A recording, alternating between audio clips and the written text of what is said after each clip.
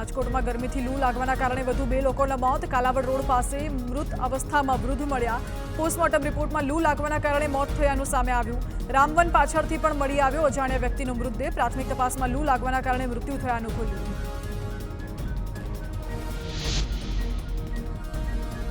રાજકોટની સિવિલ હોસ્પિટલમાં સત્તાધીશોની લાલિયાવાડી. ટ્રોમા સેન્ટરમાં સ્વખર્ચે દર્દીઓ કુલર અને પંખા લાવવા મજબૂર.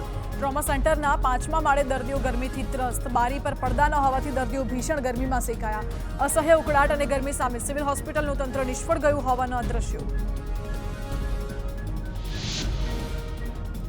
વડોદરામાં સ્માર્ટ મીટરના વિરોધ વચ્ચે વીજ કાપના ધાંધિયા. એક જ દિવસમાં લાઇટ ન હોવાની 4500 ફરિયાદ મળી. અકોટા, અટલાદરા, પાણીગેટ સહિતના વિસ્તારમાં સૌથી વધુ ફરિયાદ નોંધાઈ. ગોરવા વિસ્તારમાં સાંજે 6 વાગે વીજ પુરવઠો ખોરવાયા બાદ રાત્રે 1 વાગે પરત મળતા લોકોમાં રોષ. કચ્છના અંજારના સાપેડા નજીક ભર ઉનાળે પાણીનો બગાડ. નર્મદા લાઇનનો એર વાલ્વ લીકેજ થતા હજારો લીટર પાણીનો બગાડ. પાણીનો 30 ફૂટ જેટલો ઊંચો ફુવારો ઉડ્યો. આકરી ગરમી વચ્ચે ગૃહિણીઓના રસોડાનું બજેટ ખોરવાયું. ધોરાજી માર્કેટયાર્ડમાં શાકભાજીની આવક વધવાની સાથે લેવાલી ઘટી. અગાઉ માવઠું અને હવે હીટવેવથી શાકભાજી બગડી જવાના પ્રમાણમાં વધારો.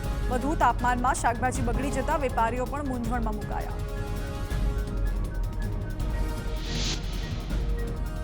શાકભાજીના ભાવમાં મોટો વધારો નોંધાયો. લીંબુનો ભાવ પ્રતિ કિલો 60 થી વધી 120 રૂપિયા. ટામેટાનો ભાવ કિલોએ 10 થી વધી 25 રૂપિયા. 60 થી 70 રૂપિયા વેચાતા લસણનો ભાવ 150 રૂપિયા પહોંચ્યો.